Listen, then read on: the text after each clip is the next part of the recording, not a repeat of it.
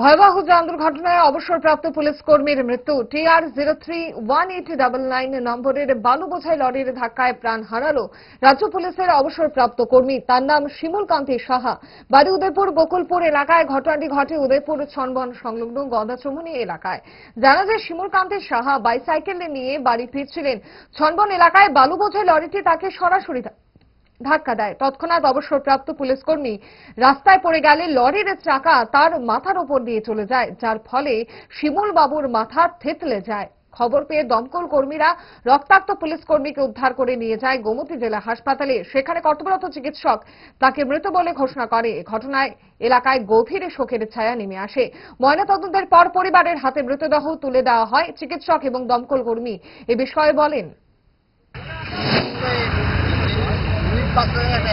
একটা বাইসাইকেল আরোহীর মধ্যে একটা ট্রাক গাড়ি একটা সংঘর্ষ হয়। মনে হয় বাইসাইকেল আরোহী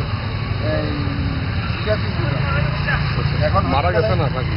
না না এখন তাকে নিয়ে গেলাম। কোন জায়গায় হয়েছে ঘটনাটা? এটা কনবনে। মানে এটা কি ভালো গাড়ি আসছিল? গাড়ির নাম্বারটা কি জানেন আপনার? নাম্বার ঠিক জানি না, তবে একটা নাম্বার পাইছে একদম TR031899। আপনি কি আজকে বলতে এসেছে আনলোন হিসাবে আমরা কাগজ পাঠিয়েছি, ইনফরমেশন পাঠিয়েছি, আর কে পাঠিয়েছি। কোথা থেকে ওরা ওদের কথা অনুযায়ী বিবেকানন্দ স্কুলের পাশ থেকে অ্যাক্সিডেন্টই মনে হচ্ছে, কারণ ব্রেন দেখা যাচ্ছে বের হয়ে এসেছে পেশেন্টের মাথায় চাপা পড়ে। তো লরি ট্রাক গাড়ি চাপা পড়ে এরকমই প্রাথমিকভাবে বলছিল ফায়ার সার্ভিসের কর্মী থেকে জানা গেছে।